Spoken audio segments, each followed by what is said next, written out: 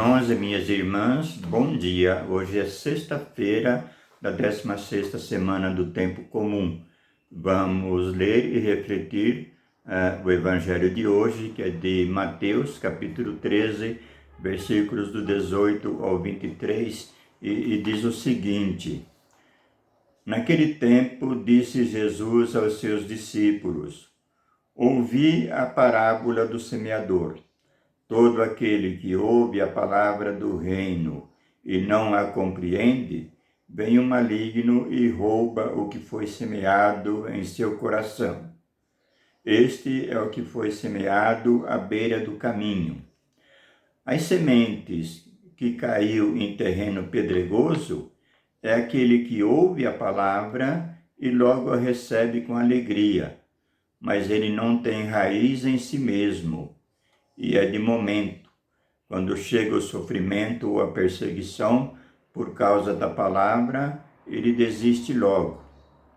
A semente que caiu no meio dos espinhos é aquele que ouve a palavra, mas as preocupações do mundo e a ilusão das riquezas sufocam a palavra e ele não dá fruto. A semente que caiu em boa terra é aquele que ouve a palavra e a compreende. Esse produz fruto. Um dá 100, outros 60 e outros 30. Irmãos e irmãs, então, Jesus costumava falar por meio de parábolas às multidões para passar a mensagem do reino de Deus. Era através das parábolas que Jesus ensinava muitas vezes as multidões. A linguagem por parábolas usa imagem e comparações do cotidiano das pessoas e fica mais fácil para entender o ensinamento, entender a mensagem. Então, Jesus usava isso por conta de se tratar com o povo simples. A linguagem por parábolas também ela é muito rica, é mais rica do que um discurso falado, né? Em primeiro lugar, ela tem uma força de comunicação maior, é mais profunda, tem mais sentido e mexe mais com a vida das pessoas. Em segundo lugar, permite fazer comparações e analisar pontos importantes da parábola. Em terceiro lugar, ensina as pessoas a refletir, a medir os prós e os contras e nos convida a descobrir a verdade por nós mesmos, né? No texto também podemos identificar 3 elementos importantes da parábola. Primeiro, a semente, que significa a palavra de Deus. Segundo, o semeador, que é o próprio Cristo, ou nós, quando nos tornamos discípulos de Jesus. E terceiro, o solo, onde cai a semente. Solos diferentes, que é uma indicação do coração humano. O coração humano, cada um pensa de um jeito, cada um acolhe a Deus, acolhe os ensinamentos de Jesus, acolhe a palavra de Deus de maneira diferente. Na parábola do semeador, diz que ele semeava as sementes em todos os tipos de solo, né? Solo pedregoso, solo espinhoso, solo fértil, fraco. Isso significa que Deus fala para todos os homens, de todas as nações e raças e de todos os tempos. Ou seja, o reino de Deus é oferecido a todos os povos. Todos os povos têm o mesmo direito do reino de Deus. E é por isso que, então, muitas sementes caíam na beira do caminho, onde os pássaros vinham e comiam as sementes. Outras sementes caíam em meio às pedras, que era solo pedregoso típico da Palestina.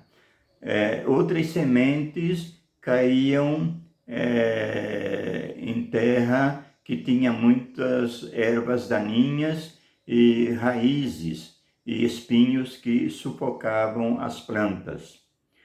Outras sementes caíam ainda em terra boa, e essas sementes que caíam em terra boa produziam muitos frutos. São aquelas pessoas que acolhem a palavra de Deus, acolhem o reino de Deus, acolhem o que está escrito nos evangelhos. É o coração cujo evangelho e o amor de Deus criam raízes, né? É bem acolhido e deve ser a marca de todo cristão.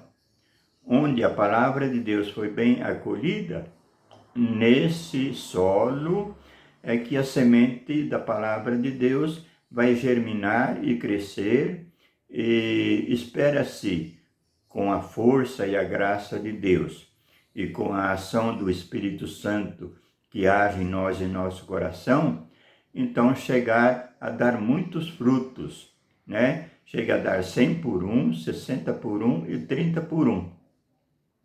No entanto, o êxito da colheita é sempre da iniciativa de Deus, rico em sua misericórdia, em sua bondade, em seu amor, e na ação do Espírito Santo, é sempre obra dele, do Espírito Santo, que prepara o nosso coração, prepara a terra dos nossos sentimentos, para que a boa semente, que é a palavra de Deus do Evangelho, também se transforme em nossas vidas terra boa, para produzir bons frutos, frutos de caridade, frutos de paz e frutos de alegria.